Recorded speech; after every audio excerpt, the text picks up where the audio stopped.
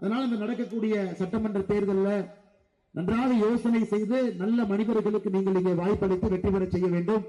குறிப்பாக தேசியவாத சிந்தனை இருக்கக்கூடிய மனிதர்களுக்கு, மண்ணை சார்ந்தவர்களுக்கு, புள்ளிக்காட்டை பார்த்தவர்களுக்கு நீங்கள் அந்த வாய்ப்பை கொடுக்க வேண்டும் என்று சொல்லி, அதே நேரத்தில் அருமை சொந்தங்களே, இன்னைக்கு நம்முடைய வாசுதேவநல்லூரை பொறுத்தவரை நான் ஏற்கனவே சொன்னது போல சாதாரண ஒரு ஊர் கிடையாது. ஆணும் பெண்ணும் சமம் என்று சொல்லக்கூடிய, தினமும் பிரதிபலிக்கக்கூடிய அர்த்தநாதீஸ்வரருடைய வடிவமாக இருக்கக்கூடிய கடவுள் இருக்கக்கூடிய ஊர். பராக்கிரம பாண்டியன் அவர்கள் 14ஆம் நூற்றாண்டுல விரிவுபடுத்தி கட்டப்பட்ட கோவில் இருக்கக்கூடிய ஊர். பண்டைய காலத்திலிருந்து ரவிவர்மன் அவருடைய மகனுடைய நோயை குணமாக்கிய சக்தி வாய்ந்த கடவுள் அர்த்தநாதீஸ்வரருக்கு நம்பக்கூடிய பகுதி இருக்கக்கூடிய ஊர். புளியங்குடி எலுமிச்சைக்கு புரிசார் கோயில் என்று சொன்னீர்கள். அது எல்லோரும் சேர்ந்து இன்னைக்கு புளியங்குடிக்கு வாங்கி கொடுத்திருக்கிறோம். சமீபத்தில் என்னுடைய தோட்டத்தில் அம்மா சொன்னாங்க கொஞ்சம் மரம் வைக்க வேண்டும் என்று சொன்னும் பொழுது, புளியங்குடியினுடைய 300 எலுமிச்சை நாத்தை கொண்டு போய் எங்களுடைய தோட்டத்தில் புளியங்குடி எலுமிச்சையை நட்டு வைத்திருக்கின்றோம். 300 மரத்தை இங்கிருந்து கொண்டு போய் நாத்தை நட்டு வைத்திருக்கின்றோம். அதை எப்பொழுதெல்லாம் பார்க்கின்றோம் அப்பொழுதெல்லாம் உங்களை பார்ப்பதாக நான் நிச்சயமாக ஞாபகம் வைத்துக் கொள்ளுவேன். அந்த அளவுக்கு இன்னைக்கு புளியங்குடியினுடைய எலுமிச்சை புவிசாறு வந்த பிறகு ஏற்றுமதி உற்பத்தி திறனில் அடுத்த கட்டம் சென்றிருக்கிறது. இன்னும் பெரிய பெரிய வாய்ப்புகள் எல்லாம் கிடைக்கும் என்கின்ற முழு நம்பிக்கை இருக்கு. அதே நேரத்தில் சில பல ஆண்டுகளுக்கு முன்பே இந்த வாசுதேவநல்லூர் சட்டமன்ற தொகுதி இந்த ஒரு பகுதியை மட்டும் நீங்க எடுத்துக்கிட்டீங்கன்னா, விவசாய நிலம் என்பது இந்த ஒரு பகுதியில மட்டுமே 1,00,000 ஏக்கர் விவசாய நிலம் இருந்துச்சு. 1,00,000 ஏக்கர் இந்த வாசுதேவநல்லூர்ல மட்டுமே.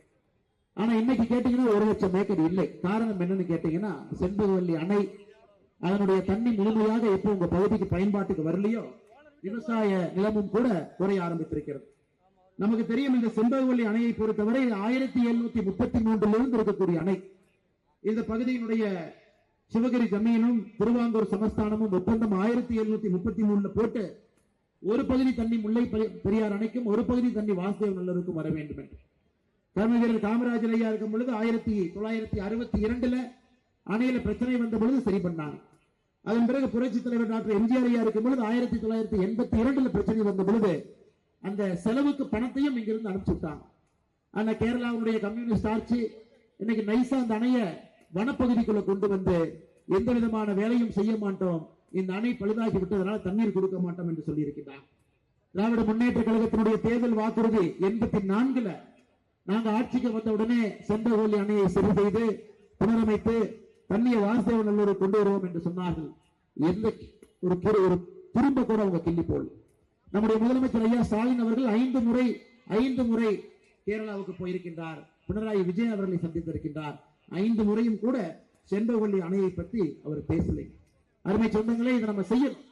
நம்முடைய ஆட்சி வரும் பொழுது நம்முடைய முதல் வேலை என்பது மத்திய அரசுடைய துணையை கொண்டு கேரளாவுடைய ஆட்சியாளர்களுக்கு அழுத்தம் கொடுத்து செண்பகவல்லி அணையை சீர் செய்து மறுபடியும் அந்த ஒரு பகுதி தண்ணீரை வாசுதேவநல்லூர் கொண்டு வந்து, எப்படி இந்த புண்ணிய பூமி பச்சை அழிஞ்சுக்கிட்டே வருதுங்க ஐயா. ஒரு முறை வரும்பொழுதும் கூட அந்த பச்சை என்பது குறைவாக தெரிகிறது. காரணம், இளைஞர்கள் விவசாயத்திலிருந்து வெளியே போறாங்க, தண்ணி இல்லை.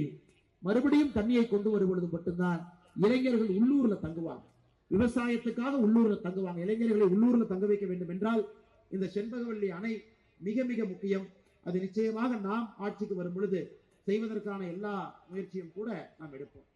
அது மட்டும் இல்ல அருமை சொந்தங்களே, தென்காசியை பொறுத்தவரை கனிம வள கொள்ளை மிக அதிகமாக நடக்கக்கூடிய ஒரு பகுதியாக இருக்கிறது. இந்த பகுதியினுடைய இயற்கை வளங்கள் எல்லாம் சுரண்டப்பட்டு அண்டை மாநிலம் கம்யூனிஸ்ட் ஆளுகின்ற கேரளாவுக்கு போகிறது. அதையும் கூட தடுத்து நிறுத்த வேண்டிய கடமை இருக்கு. திமுக சுற்றுச்சூழல் அணியினுடைய துணை அமைப்பாளராக இருந்து வந்த கடையம் சந்திரசேகர் அவர்கள் 2 நாளைக்கு முன்பு இந்த கட்சி பொறுப்பில் இருந்து விலகுவதாக சொல்லியிருக்கின்றார். ஆச்சரியம் என்னன்னா, அவர் திமுகவுடைய பொறுப்பில் இருக்கக்கூடிய அவர் பேட்டி கொடுக்கும்போது டிவியில பார்த்தேன், எங்க ஊர்ல கனிம வள கொள்ளையை திமுக ஆட்சியினால தடுத்து நிறுத்த முடியல, அதை எதிர்த்து என்னுடைய பொறுப்பிலிருந்து ஒரு திமுகவினுடைய தொண்டனாக வெளியே வருகின்றேன் என்று கடையம் பகுதியினுடைய சந்திரசேகர் அவர்கள் சொல்லியிருப்பதை பார்க்கும் பொழுது எனக்கும் கொஞ்சம் ஆச்சரியமா தான் இருந்துச்சு. அப்ப திமுகலையும் கொஞ்சம் நல்லவர்கள் இருக்கத்தான் செய்வாங்களாட்டு இருக்குது. திராவிட முன்னேற்ற கழகத்திலேயும் மனசாட்சி இருக்கக்கூடிய சில மனிதர்கள் இருக்கின்றார்கள் என்று பார்த்து சந்தோஷப்பட்டேன். ஆனால் அருமை சொந்தங்களே, இந்த அரசியல் பேசக்கூடிய நிகழ்வில் இருந்தும் கூட உங்களுக்கு ஞாபகப்படுத்துகின்றேன், அரசியலும் முக்கியம். ஏன்னா அரசியல் இருந்தா இது தமிழர் பொங்கல், அரசியல் நல்லா இருந்தா தான் தமிழர் பொங்கல், அரசியல் சரியா இல்லைன்னா இது திமுக பொங்கலாக மாறி வெறும் இலவசத்துக்காக மக்களை கூட்டி வந்து ஆடு மாடுகளை போல் நிறுத்தி கொண்டிருக்கின்றார்கள். அதுவும் நம்முடைய பகுதியில நடத்துவதற்கு நாம் அனுமதிக்க கூடாது. கம்பீரமாக நம்முடைய தாய்மார்களை முன்னிறுத்தி ஒரு பொங்கல் இருக்க வேண்டுமே தவிர அரசியல் காரணங்களுக்காக ஒரு பொங்கல் நடத்தக்கூடாது. அது தவறான ஒரு முன்னுதாரணத்தை வைத்துவிடும். அதனால் மிக அன்போடு பாசத்தோடு பூரிப்போடு இங்க இருக்கக்கூடிய எல்லா தாய்மார்களும் அவங்க கண்ணுல வரும்பொழுது கண்ணீரோடு இருந்தாங்க. அது ஆனந்த கண்ணீர், பொங்கல் வைக்கிறதுனால வரக்கூடிய ஆனந்த கண்ணீரோடு இருந்தாங்க. எல்லா தாய்மார்களும் கூட நம்முடைய அழைப்பை ஏற்று பொங்கல் பானைக்கு பொங்கல் வைத்து பொங்கலோ பொங்கல் என்ற மோடு சொல்லி ஆனந்த கண்ணீரோடு இந்த பொங்கல் விழாவிலே பங்கேற்றுக் கொண்டிருக்கின்றார்கள்.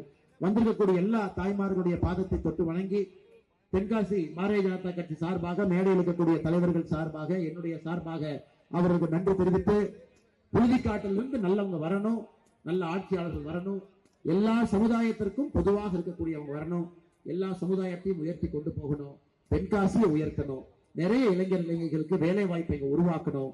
ஒரு ஆனந்தமான தென்காசி இந்தியாவிற்கு முன்மாதிரியா இருக்கும். இந்தியாவுக்கு நகரம் இருக்கு, கிராமம் இருக்கு. ஆனா எந்த ஒரு பகுதியும் கிராமத்துல நகரத்தில் இருக்கக்கூடிய வசதி இருக்கக்கூடிய பகுதியை நான் அதிகமா பார்க்கல. தென்காசியில் அதை கொண்டு வரணும். கிராமமாகவே இந்த ஊர் இருக்கலாம், ஆனா நகரத்தில் இருக்கக்கூடிய வசதியை தென்காசிக்கு வாசுதேவ நல்லூர் கொண்டு வரலாம்.